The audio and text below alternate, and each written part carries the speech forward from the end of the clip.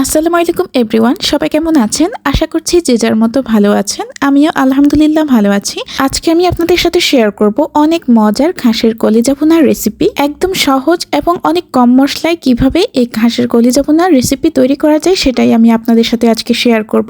আশা করছি রেসিপিটি আপনাদের ভালো লাগবে। তো চলুন আর কথা বাড়াবো না, চলে যাব মূল রেসিপিতে। দেখে নিন কিভাবে আমি এটি তৈরি করি। প্রথমে দেখতেই পাচ্ছেন এখানে একটি পাত্রে আমি নিয়ে নিয়েছি ঘাসের কলিজা। তো এখন আমি ঘাসের কলিজাগুলোকে ছোট ছোট করে কেটে এগুলোকে ধুয়ে নিয়েছি ভালো করে। এখন চলে যাচ্ছি পরবর্তী স্টেপে। চুলোতে একটি পাত্রে আমি পানি দিয়ে নিয়েছি। পানিটা দিয়ে এখন এই কলিজাগুলো এখানে দিয়ে নিয়েছি। এখন আমি এখানে 1 চা চামচ পরিমাণ লবণ দিয়ে নিচ্ছি। এরপর আমি লবণটা মিশিয়ে নিচ্ছি। দেখুন কলিজাগুলোকে একটু নাড়াচাড়া করে দিয়েছি। এখন আমি একটি ঢাকনা দিয়ে ঢেকে চুলাটা অন করে দিয়েছি। চুলাটা অন করে এগুলোকে আমি 10 মিনিট জাল করে নিয়েছি। আর দেখুন এখন কিন্তু এগুলি বলক উঠে এসেছে।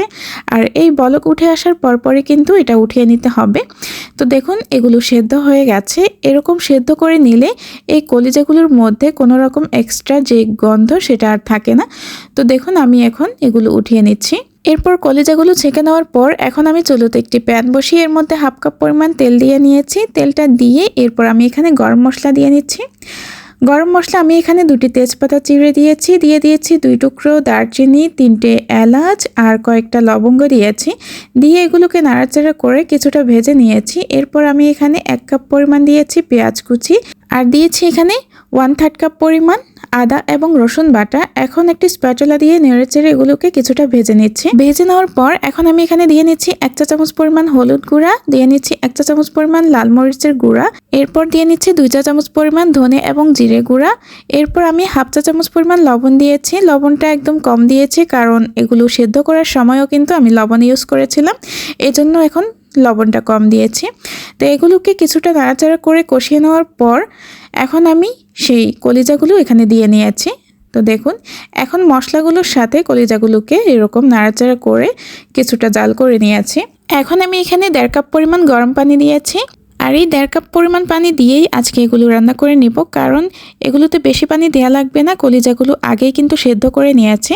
এরপর একটি ঢাকনা দিয়ে ঢেকে দিলাম 10 মিনিটের জন্য। 10 মিনিট পর আমি ঢাকনাটি উঠিয়ে নিচ্ছি।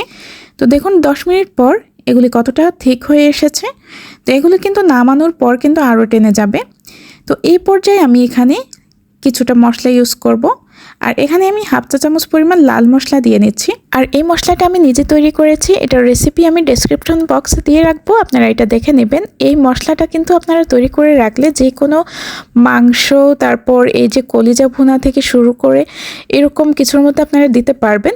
তো এটা দিয়ে নিলে কিন্তু অনেক বেশি গ্রান হয়, অনেক মজার হয়।